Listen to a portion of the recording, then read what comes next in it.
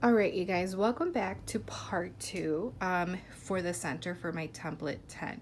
So as I mentioned before in part one, so I'm going to show you how to make this rosette. And if you don't know what a rosette is, it's pretty much the center right here on how to make it. So if you have cutting machines, I have the Cricut, so I know that the Cricut has images to cut out different rosettes. They have like different styles. Personally, I'm not a big fan of them, so I make my own. I know I do have one. It's from Michael's. I believe it's from Eek Tools, and it's like this rosette cutting little tool. The only thing with that one is that it's to make smaller rosettes, and I kind of want them slightly bigger, so I do hand cut mine. So I want to go ahead and show you how to do that because I need a center for this flower right here. And if you want to watch how I made this one, watch part one of my template 10 video.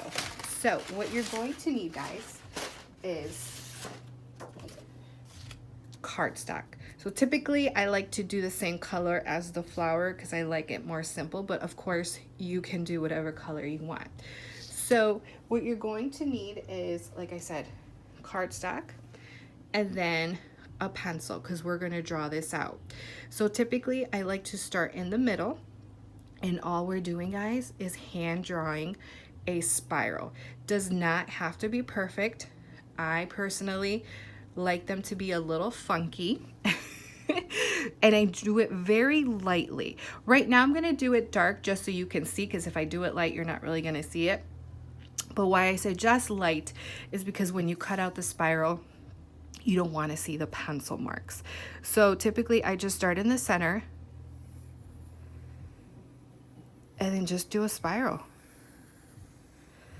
Just go around. You can make them wide, you can make them thin. It's all in your preference. And I just like to go all the way until I get to the top of the paper. Just like this. Oh, my finger was in the way. Voila, just like that. And then you have to obviously cut it. Now, if you had an X-Acto knife, you can totally do that. But if you don't have an X-Acto knife, use your scissors, guys. All you have, so typically this is how I do it. So I like to start right here, and I just go around and cut.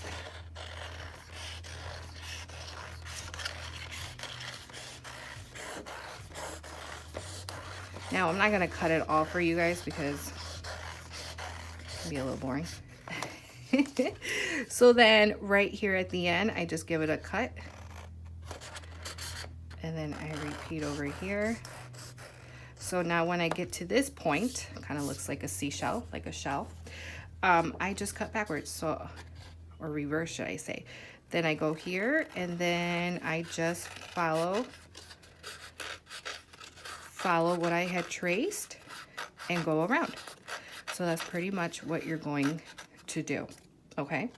So you're gonna go all around and cut until you get to the center, and you're gonna stop. And you're gonna wanna leave space here. So as you notice, I didn't go too thin because this is the part where we're gonna glue the rosette.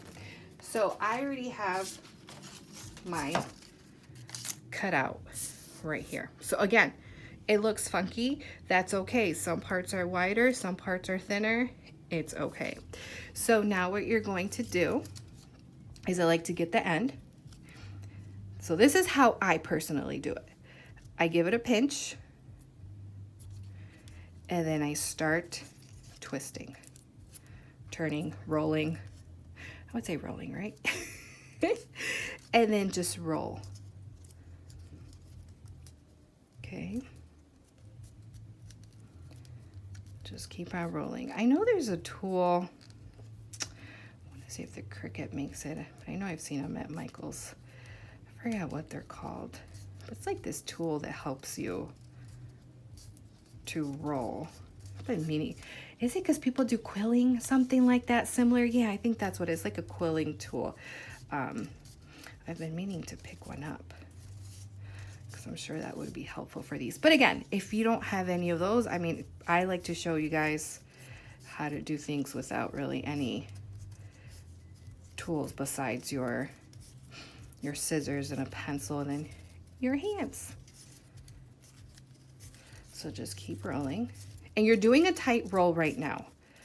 Okay, not a loose, not a loose. You want it tight. So that's what I'm doing. A tight roll until we get to the end. So I'm almost at the end. Okay, so it's tight right now. So now what I'm going to do is I'm going to let it go. Okay, just going to let it go. Let it unwind. So there you go. So now this part right here, so just grab a hold of it. That circle right there that I said you don't want it too thin, you want to leave a circle. You're going to add glue. Hot glue. It's hot, so watch your fingers. And then you're just going to glue this.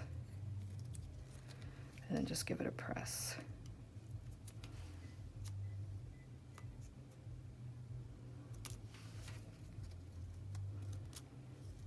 And then voila, you're all done with your rosette. Now you can leave it like this. I am a bling girl. I like to add gems to anything pretty much if I can.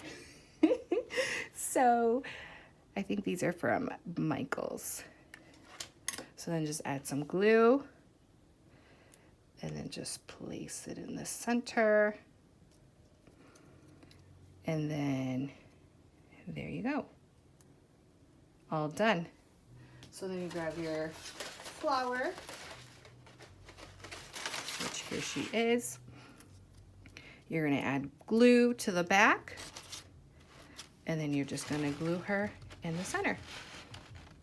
And there you go, guys. That is how you make a rosette. Again, super easy. Like I said, when you're doing this spiral, they can be thinner, they can be wide. It doesn't matter, guys. It can be funky, and honestly, they will come out looking cute. So I hope you enjoyed that. So that was my template 10 with the rosette center.